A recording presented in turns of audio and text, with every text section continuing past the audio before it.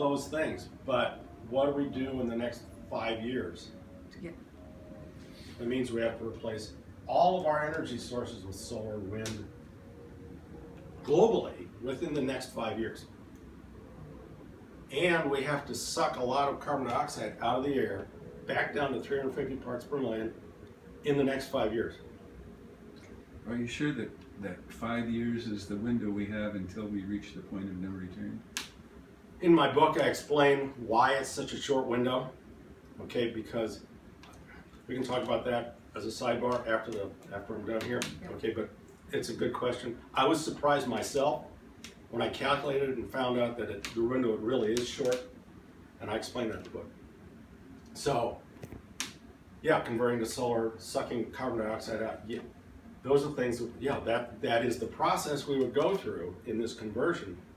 To give us the time, we got to keep the temperature down. So we're on the brink, the way I see it. We're at a point right now where we can do nothing or too little, and it's the end of everything, or solve the problem. I mean, this is only two outcomes. There's only two outcomes. Can we really solve this problem, or is it hopeless? Famous and influential people talk and influence our thinking. I do know we're now fighting climate change on every front. Bill McKibben said that. You probably heard of him. Anybody heard of Bill McKibben? Yeah. He was The original. He was the original environmentalist back in the 80s. He started banging on the climate change, and he's done a fantastic job of keeping that up. But and then the world needs an energy miracle to tackle climate change. Some guy named Bill Gates said that. Anybody heard of him? This is false. It's just plain simple. We aren't fighting on every front. We're not doing 5% of what we need to do to fix this problem. We don't need an energy miracle. All the technology we need is already fully developed and can be deployed on a mass scale right now. I figured this out myself. I'm not the only one. If I know it, other people know it. So what we must do to avert the global warming disaster? So the problem isn't technology. I don't know how to fix it. The opportunity is in demonstrating the collective will to do what we already know needs to be done. Effecting change requires action. So the way we affect change is we have to change how we think, we have to act individually, and we have to act collectively. How we think, this is the most important thing we have to do, is we have to change our thinking. You probably heard of some of these guys. Dr. Wayne Dyer, a famous psychologist, said, when you change the way you look at things, the things you look at change. Napoleon Hill, who wrote Think and Grow Rich, you become what you think about most of the time. You probably heard of this next guy, John Kennedy, who was president for a while. Our problems are man-made, therefore they may be solved by man. No problem of human destiny is beyond human beings. And then this last character, Albert Einstein. The problems that exist in the world today cannot be solved by the level of thinking that created them. Solving the global warming problem requires us to raise our level of thinking. If we feel there is no hope, we give up and don't even bother looking for a solution. We become powerless. We give all of our power away. And just to be really candid, this is exactly where the entrenched power structure wants us, to feel powerless and inhibited. However, if we allow the possibility that the problem can be solved, our minds begin looking for solutions. We become empowered. This is what they're afraid of, is that we will empower ourselves. Excellent. That will go. So what can we do individually? There's a bunch of things we can do, but there's an easy group, I call them the algorithm. His book, Inconvenient Truth, he outlined like 12 things that people can do. Yeah. Okay, go do those. Recycle, buy local produce, plant a tree, eat less meat, all those things. Those are all good things to do. One of the primary benefits is they start moving us in the right direction, help us think differently, okay? But they won't solve the problems by itself, doing just those things. It's calculated that if everybody on the planet did all 12 of Al Gore's isms, we'd only reduce carbon dioxide emissions by 22%, a far cry from the 80 to 90% reduction needed. Collective action. Critical mass, kind of an interesting concept. The notion came into being with the nuclear age. During the 60s and 70s, it was very popular. denoted reaching a critical threshold after which the thing, whatever that thing was, becomes self-sustaining, and the central idea is that critical mass is a very small percentage of the total. I can contend that the human critical mass is as little as 10% of the adult population, all acting with a single mind, can shift the momentum. That's what we need to do, is shift the momentum.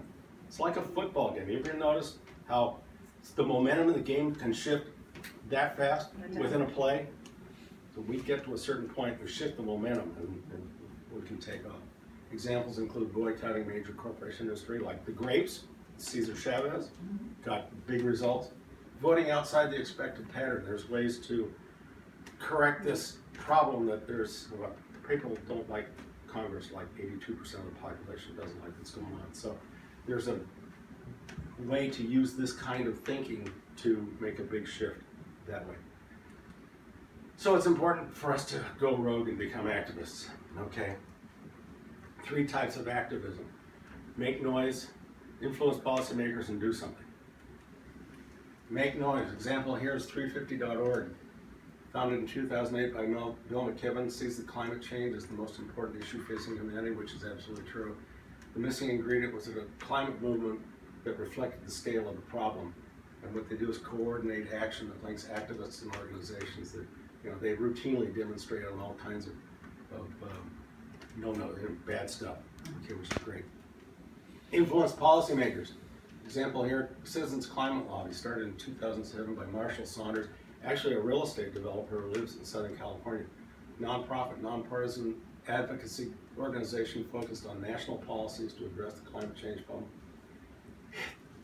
Beautiful, brilliant statement. Politicians don't create political will, they respond to it. Very interesting insight. Volunteer-based, in fact, all the people that they use to go out and actually lobby with the representatives are volunteers. They're not professional lobbyists, and they're getting movement, which is really fantastic. They propose a carbon fee and dividend measure to be made federal law, place a steadily rising fee on fossil fuels. The proceeds of that get returned 100% back to the populace, and they'd also put in a tariff so that companies can't try and avoid being responsible. Members write letters to the editor and op-eds. I've done that myself. They write to the local senators and representatives, state and federal. I've done that myself too. So this is a great organization for helping to do that. I'm going to add a little bit more on that. Do something. Climate Resolve. I became aware of this organization about a year ago. Founded in 2010 by Jonathan Parfrey. It's a Los Angeles-based nonprofit dedicated to actually creating real practical solutions for the climate challenge.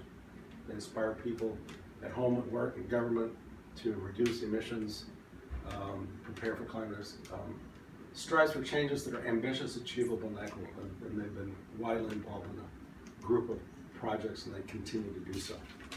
One of the nice things they do is fostering climate-related business startups. So, the new age of activism. We, the people of this nation, need to take matters into our own hands. Organizations people are realizing that we need to attack this problem with the World War II level of mobilization. I've heard that again and again and again. I say that in my book. I've heard it from radio announcers. I've heard it from other organizations. This message needs to be taken to the streets. They're just relentless. And there are examples from history of how effective this can be.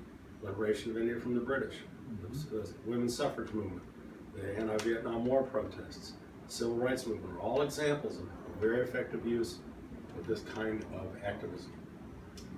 Now, all the nonviolent protest efforts we just talked about on the previous slide, they were successful because they each had a